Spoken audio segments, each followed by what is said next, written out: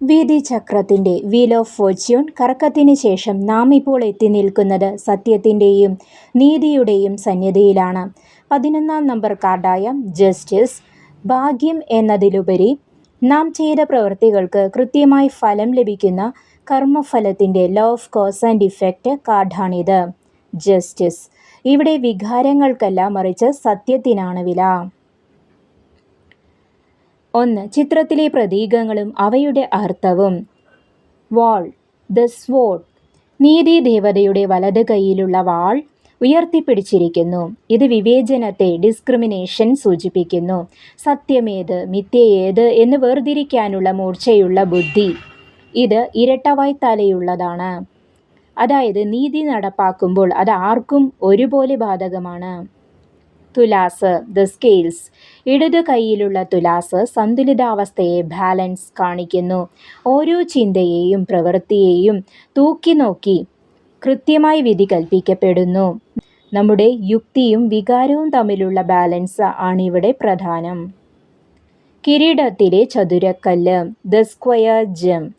അവളുടെ കിരീടത്തിന് നടുവിലുള്ള ചതുരരൂപം നിയമത്തെയും ചിട്ടയെയും, ഓർഡർ സൂചിപ്പിക്കുന്നു.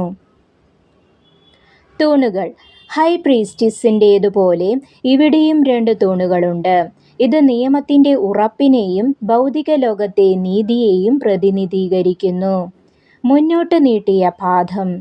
അവളുടെ വസ്ത്രത്തിന് താഴെ ഒരു പാദം മാത്രം പുറത്തേക്ക് കാണാം. ഇത് വിധി നടപ്പാക്കാൻ അവൾ തയ്യാറാണെന്നും അതിനുള്ള ആത്മവിശ്വാസം അവൾക്കുണ്ടെന്നും സൂചിപ്പിക്കുന്നു. 2. നിറങ്ങളുടെ രഹസ്യം. ചുവപ്പ്, റെഡ്. അവൾ ധരിച്ചിരിക്കുന്ന ചുവന്ന മേലങ്കി അധികാരത്തെയും കർമ്മനിരതയെയും സൂചിപ്പിക്കുന്നു. മഞ്ഞ, യെല്ലോ. പശ്ചാത്തലത്തിലെ മഞ്ഞ നിറം പ്രപഞ്ചനീതിയുടെ തെളിച്ചത്തെയും ബുദ്ധിയെയും കാണിക്കുന്നു. പച്ച, ഗ്രീൻ. കിരീടത്തിലെയും ചുറ്റുമുള്ള ചില ഭാഗങ്ങളിലെയും പച്ചപ്പ് സമനിലയെയും പ്രകൃതി നിയമങ്ങളെയും സൂചിപ്പിക്കുന്നു. 3. ഭൗതികവും ആത്മീയവുമായ വശങ്ങൾ. ഭൗതിക തലം. നിയമപരമായ കാര്യങ്ങളിൽ തീരുമാനമുണ്ടാവുക, കരാറുകളിൽ ഒപ്പിടുക, അല്ലെങ്കിൽ നിങ്ങൾ ചെയ്ത കഠിനാധ്വാനത്തിന് അർഹമായ ഫലം ലഭിക്കുക എന്നിവയെ ഇത് സൂചിപ്പിക്കുന്നു. സത്യസന്ധമായിരുന്നാൽ നിങ്ങൾക്ക് അനുകൂലമായി വിധി ലഭിക്കും. ആത്മീയ തലം. ഓരോ പ്രവൃത്തിക്കും ഒരു പ്രതിപ്രവൃത്തി ഉണ്ടെന്ന കർമ്മ സിദ്ധാന്തം. കർമ്മ മനസ്സിലാക്കുക. നിന്റെ ആത്മാവിനെ നീ തന്നെ വിചാരണ ചെയ്യുന്ന ഘട്ടമാണിത്. മറ്റുള്ളവരെ കുറ്റപ്പെടുത്തുന്നതിന് മുൻപ് സ്വന്തം തെറ്റുകൾ തിരുത്തുക. 4. ഗുരുവിൻ്റെ ഉപദേശം, ദ ഗുരുസ് വിസ്ഡം. പ്രിയ ശിഷ്യ, ജസ്റ്റിസ് നിനക്ക് നൽകുന്ന വലിയ പാഠം സത്യസന്ധത, ഇൻറ്റഗ്രിറ്റി എന്നതാണ്. ലോകത്തെ പറ്റിച്ചാലും നിന്റെ ഉള്ളിലെ നീതിപീഠത്തെ നിനക്ക് പറ്റിക്കാനാവില്ല. ജീവിതത്തെ എങ്ങനെ നയിക്കാം? 1. നിഷ്പക്ഷനായിരിക്കുക. ഒരു കാര്യത്തിലും അന്ധമായി പക്ഷം പിടിക്കരുത്. സത്യം എവിടെയാണോ അവിടെ നിൽക്കുക. 2. കർമ്മത്തെ ഭയപ്പെടുക. ഇന്ന് നീ ചെയ്യുന്ന ഒരു ചെറിയ തിന്മ പോലും നാളെ നിനക്ക് മുന്നിൽ ഒരു മലയായി വരും. അതുപോലെ ഇന്ന് ചെയ്യുന്ന ഓരോ നന്മയും നിന്നെ സംരക്ഷിക്കും.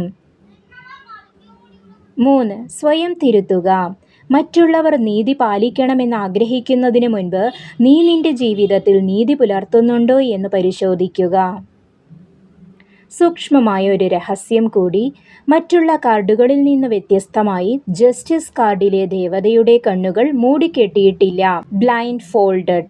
ഇതിനർത്ഥം പ്രപഞ്ചനീതി അന്ധമല്ല എന്നാണ്. അവൾ എല്ലാം കാണുന്നുണ്ട്, സൂക്ഷ്മമായി നിരീക്ഷിക്കുന്നുണ്ട്. ദൈവത്തിൻ്റെ നീതി മാത്രമേ പൂർണ്ണമാവുകയുള്ളൂ എന്നതാണ് ഇതിൻ്റെ പൊരുൾ. അടുത്തതായി കാഴ്ചപ്പാടുകളുടെ മാറ്റത്തെയും ത്യാഗത്തിൻ്റെയും ആത്മസമർപ്പണത്തിൻ്റെയും പ്രതീകമായ ദ ഹാങ്ഡ് മാൻ. 12-ാം നമ്പർ കാർഡിലേക്ക് നമുക്ക് കടക്കാം. അവിടെയാണ് ലോകത്തെ നാം തലതിരിഞ്ഞു കാണാൻ പഠിക്കുന്നത്.